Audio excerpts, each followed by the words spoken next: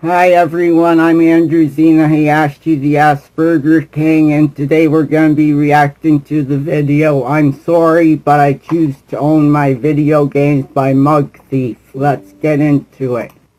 The online discourse, and let's be honest, the backlash against what PlayStation has announced of no more physical media is being felt all throughout the internet and potentially the world. It's breaking news, not just in our little bubble, but it's mainstream news on TV. And rightfully so, because this is PlayStation saying that you own nothing. They're positioning the PlayStation 6 I will not own nothing and be happy. And then you will only be able to buy games from them, except the games you buy you do not own in the slightest. They can take those games away from you whenever they want for any reason, including things like user bans. And since they would control everything, the prices would be higher, there would be no competition, and you would have no control and no ownership. And I'm sorry, but I choose to own my games. So, to me, this won't fly. And it seems that it doesn't fly for most people. I mean, we've got well-known comedians that are taking a swing at explaining this.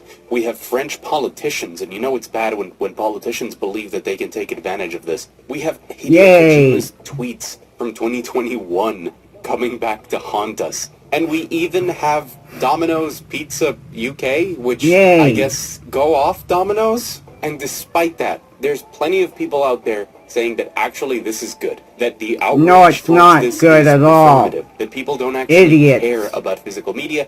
And that we were already living in an all-digital future. And the amount of misunderstandings that exist about what ownership is, including of digital goods, is baffling to me. And I think we need to make those things clear because this is a critical moment in the history of video games. We've seen it happen before. PlayStation has backed off some of their crazy ideas in the past just because of public outcry. They lost the PS3 generation due to hubris and overpricing that console, just like Xbox lost the Xbox One generation because of their DRM on disk policies. And eventually, both of them answered to us, to the customer. We'll make them do it again. Because it is so important more than ever to repeat that they are nothing without us. They need us to exist. But among the latest news and headlines, we also have IGN reporting that this might already be irreversible. That PlayStation has taken steps already into this digital future, gutting half of an entire production facility for discs and repurposing it for micro lenses. That what is happening here is too big of a change for them to backpedal now. And so as the news is breaking and more places are covering the fact that maybe there's nothing to be done, I want to stand here and say that there is plenty that we can do. There's more to this than the articles online claim. Doesn't matter which articles, except this one by Polygon saying that Red Dead Redemption 2 is actually terrible. Are you okay, Polygon? What shouldn't you be talking about? I haven't played that game yet. We might not be able to change PlayStation's mind this time around. But despite what they want for us, to create an environment where we have no control and no choice, we have a choice. And we have a way to fight back. So, today I want to talk about digital ownership, about why you have alternatives and why, if we make enough noise, this is going to hurt their bottom line much more than they think. Because there is absolutely zero benefits, zero good things here for customers. Indeed. So we either need to stop supporting this or find alternatives that we're okay with. So hi, I'm Mug, and if you're new here, welcome. And if you're not new here, welcome back. You're looking fantastic. I really do think that today. In the face of adversity, we rise up, and I can see it on you, that's for sure. I want to thank you guys for the support on the recent videos. They mean the world. And also, Ironside Computers, the new channel partner, they are also super happy with your overwhelming support. So thank you for that as well. If you like the video at any point, hit the like button because that helps it spread and reach more people. And if you like what I do here, don't subscribe yet. Make sure that what I do is worth it and I earn that subscription. Let's talk about it. This professional 32 TW SSD, I need to get the entire collection of the New York Public Library, is something you won't find at Best Buy or any electronics retailer, even if you were willing to. Now look, a lot of what this video is talking about the things that people misunderstand and are trying to make us believe. There is a lot of confusion about how harmful this is. Partially This is constructed in a way to still be easy to understand for you to send to that one friend that really doesn't get it. And the first point that I want to tackle are people saying that if we're going to boycott PlayStation for no physical media and no ownership of our games, we should also boycott PC games, right? Because those are all digital at this point. No, not at all.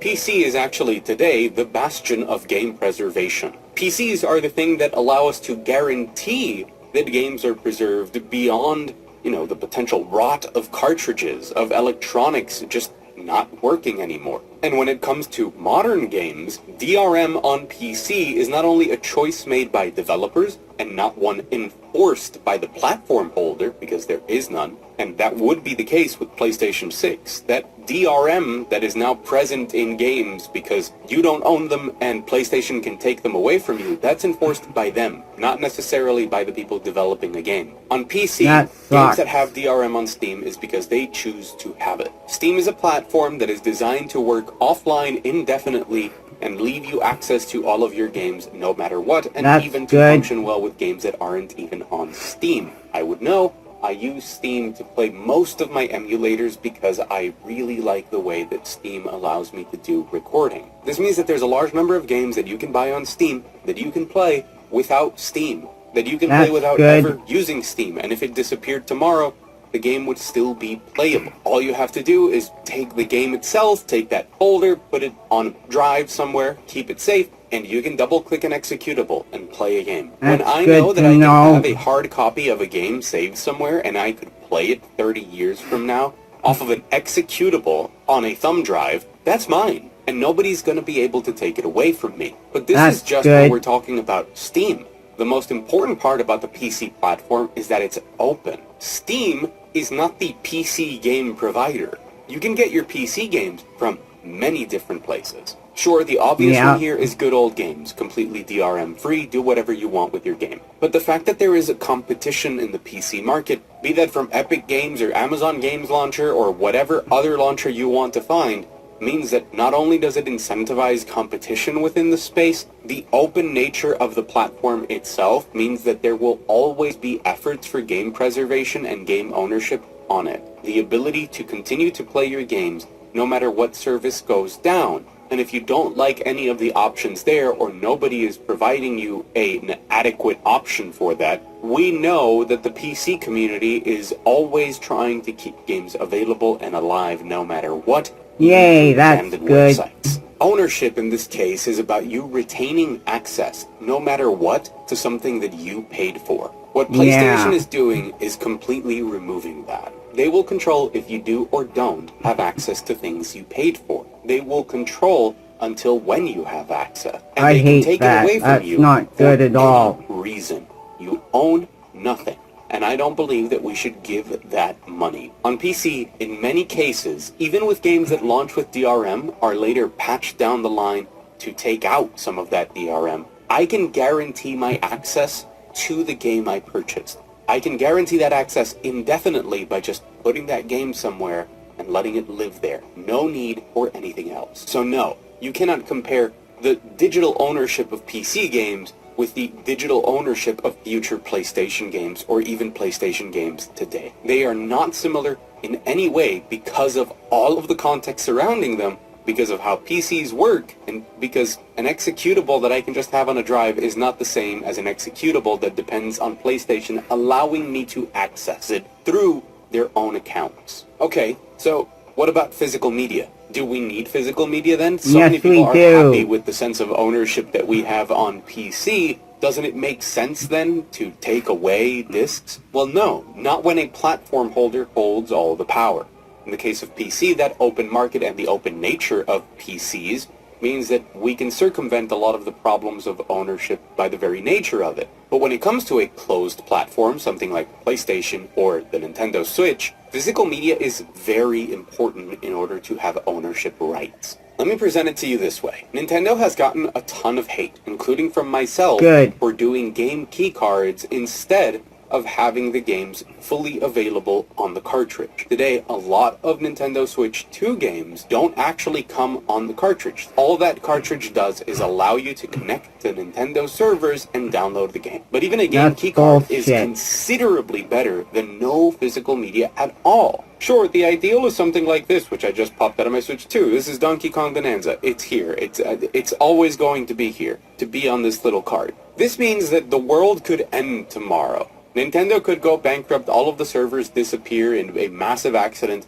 and I could still pop this into my console and play it. No internet required. And that is not true for game keycards. Game keycards have to download from a server, but that's still an important distinction. The fact that I own a game keycard means that I have something of actual value. That game keycard isn't tied to my Nintendo account, like what Xbox wanted to do with the Xbox One. I can take a game keycard and give it to a friend, and he can pop it into his Switch, download the game, and play it. I can resell that game in whatever way I want through whatever service or company. And sure, one day in the future, inevitably, the servers will be down. We know this as a track record with Nintendo, and we will not be able to download the games that came on a game keycard. Probably, 15, 20 years in the future. But that game keycard still serves as proof of ownership, which is something very important. In many countries around the world, emulation is considered legal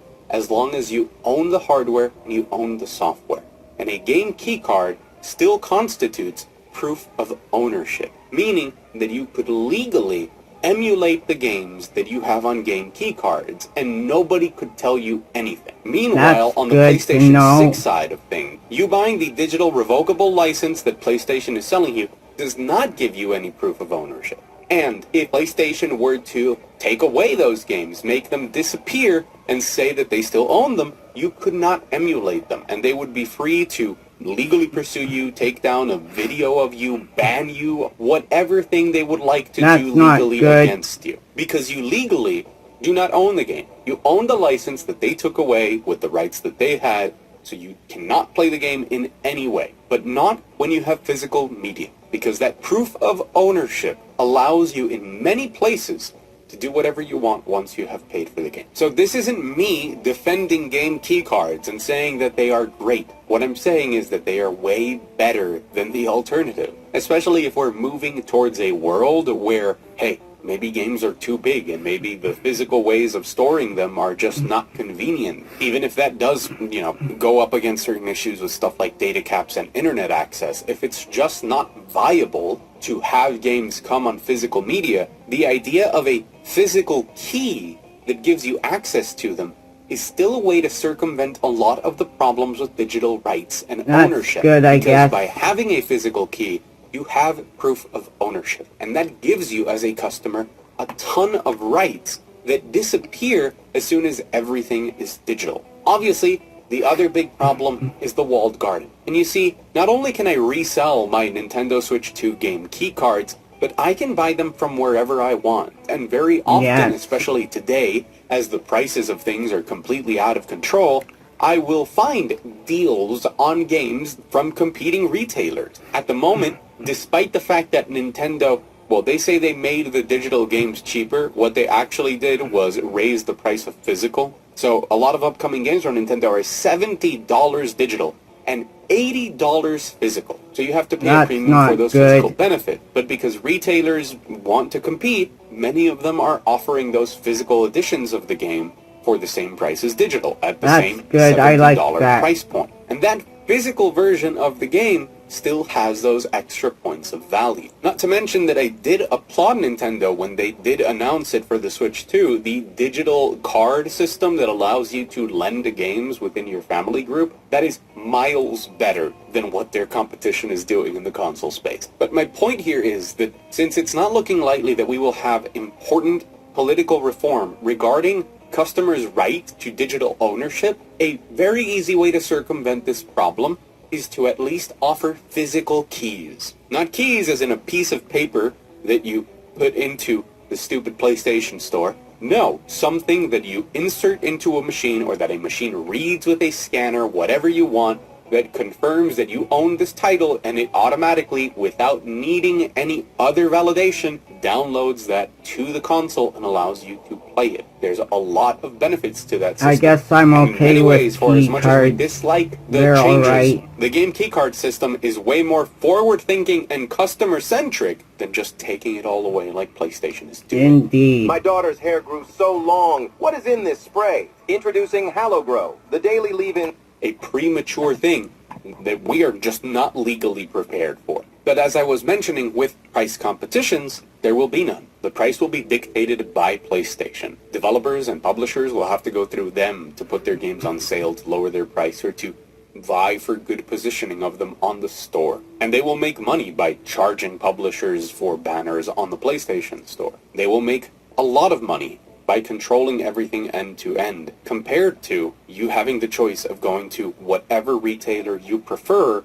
in order to buy a game. Even if that game were to come on physical media, like a game keycard that doesn't actually hold the game, it's still important for that competition to exist. And that competition, that resale market, that ability to lend games to people is more important today than it has ever been. The general economy is not okay. A lot of people are struggling. A lot of people can't make ends meet. A lot of people can't pay rent. And for a lot of people, video games mean a heck of a lot. The ability for the things that you buy to have value and for you to be able to resell them or buy them used at a discount. I buy most of my games used in order for you from to maybe pawn even shops. potentially buy a game among friends to split the cost, and then all of you play it at different turns. These solutions to economic problems that have always been there don't suddenly disappear just because PlayStation says that they want it to be all digital. People are struggling, but they still deserve to be happy and to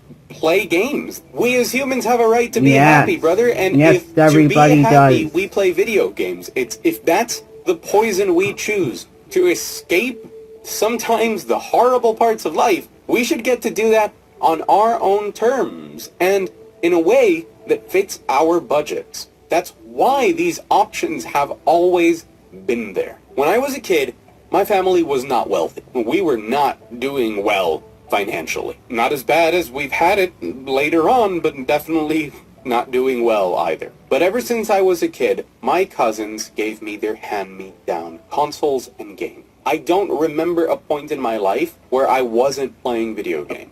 From the point of where I have memory, I have owned a Sega Genesis that my cousin gave me. Not just a Sega Genesis, but a stack of physical games. From there, as new consoles came out, new game generations happened, I would continue to get their games. I would get an N64 with another huge stack of games. I would get a PS1 with a huge binder of pirated games. And this allowed me to explore video games. This was, to me, I realize now, an embarrassment of riches, thanks to the generosity of my cousins. From hand-me-down cartridges to those pirated PS1 games, I had probably hundreds of games. And I would spend evenings after school looking through that PS1 binder, looking at games that were mislabeled and diving headfirst into crazy RPGs that I didn't know what I was even playing. And because of that, it sparked this love of video games for me that has never disappear. And I would not be here talking to you about customer rights and the importance of physical media if it hadn't been there for me. And I don't want that to disappear. I would probably be deader in jail too if I didn't play video games all my life. Video game by having her turn on her PlayStation 5 and loading up my credit card to download something. I want her to unwrap an actual box and be excited. If I ever have kids one day, they'll be able to play hundreds of games that I've collected that I care for. And despite PlayStation Same for me, if I have that kids, I have a pretty big collection of video games. Things anymore, I refuse to for live in a world almost where my every grandchildren console. don't get to do that with my children's games. Because I'm sick and tired of corporations treating something that matters artistically, culturally, emotionally to people exclusively like a business. Exactly. To the point that even down to the most basic economic fundamentals of ownership, to the rights that we have as customers, they are throwing it away in order to maximize their profits. Greedy, Somebody in the evil comments of my last bastards. video called me out and said, when was the last time that I bought a physical copy? Well, Bonanza's one of them. But here's Last Ghost of Yote. week. If PlayStation would have put out more games, I would buy them physically, because I don't buy console games digital. This is how you know I'm a gamer? Astrobot's in here. I care about my physical game. I care about my limited edition for Fire Emblem Fates because it's the only way to own on a physical cartridge all 3 of the games. I buy collector edition video games digitally too. as DLC, but not if you own this version. Here is a brand new sealed copy of No Man's Sky 1.0 on PS4. This is for preservation purposes. Here's the GTAs. I can play them. You can't stop me. I own them. And just like that, I own hundreds of games that I have carefully, meticulously set up around my house, organized in alphabetical order, because I did that too with my games. And it's not wrong fucking videos over for there. me to care. Like, We are fuck allowed to care for things, to think they're important. We are allowed to want things, and to be opposed when things we want disappear. So to me, this is very simple. We as customers have to demand right now digital ownership rights, change in legislation that clearly indicates what we own and what we don't own, and that pressures companies like PlayStation to rewrite what it means to sell a license and to make it revocable, or revocable if you prefer, I don't really care. And since that's very unlikely to happen, we demand some sort of physical alternative. I'm not saying we need a disc with the game fully loaded in at this point. I understand that at this point that ship might have sailed. That ship might have sailed already with video games that don't even come playable on the disc because they can't function with a day one patch and that come with that little notice of like online connection required to make them work. I get it. We've been there for a while, but the existence of physical media still serves as proof of ownership. Please help us. We're currently stuck in a warehouse filled with Alaskan pollock, honey-glazed, spicy sesame roasted fish, jerky. Forget about those tough, heavily processed beef jerky. And as customer rights. And the moment that you take that away, eliminate all competition, and force everything to be digital, we as customers are completely screwed, and we should not take it. So all of this noise, all of these news, all of the people speculating on the legal repercussions of this, the potential that PlayStation might not turn this around, sure, have at it. I want this discourse to continue. But I also want to make it clear right now that if they do not change something, we should all leave to the competition. I don't care who you choose. Oh, but PC's all digital. No. The chapter's down below. You can rewind. You can understand that if you want. Alright? And if you don't want to, I mean, just fine. Be a PlayStation bootlicker. I'm not going to change your mind. But go elsewhere. Anywhere else that gives you what you want.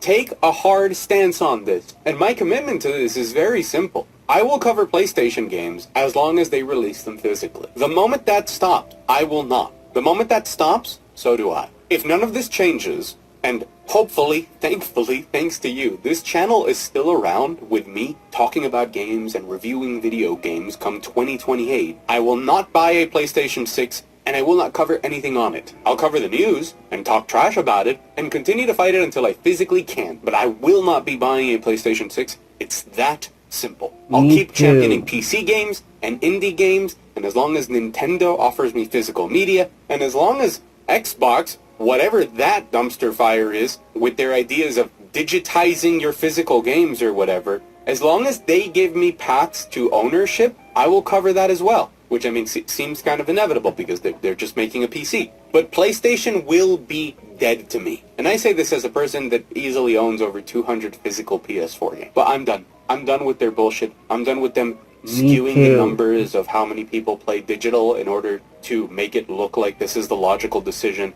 Them ignoring the fact that it's not a fair fight when you don't compare between the physical sold and digital sold of the same game. They're just comparing total digital, which includes games that were never sold physically. They don't separate that between live service games and single-player stories. All they want is to justify a move that is way too aggressive and that needs to be punished immediately by a complete shift in the market. Don't let go of the things you care about. Don't let go of the things you believe in. It's okay to want to own things, and don't let them tell you otherwise. And to me, this is very simple. I'm going to choose to own my games, no matter what. So I've been Muggy. Thank you so much for watching, and if this video was informative, helpful, if it does serve as some sort of explainer to that one friend of yours that keeps saying, but PCs are just the same thing, I'm very happy that it helped. Consider leaving a like, that's always helpful. Maybe here by the end of the video I've earned your subscription. That would be really cool. An extra special thanks to all the people on the wall. There's a ton of you, a ton of new people up there. The wall keeps growing, but these are the people who directly support me, either on Patreon or here on YouTube through memberships, and I am eternally grateful for that support. Thank you so much. But most important of all, just go out there, play a good video game, man. And don't let them tell you what you deserve. Because you're the customer and you deserve what you ask for. And as always, I'll see you again very soon. Well, that's it for today's video, everyone. Please like, comment, and subscribe. Peace out. See you in the next video. Bye.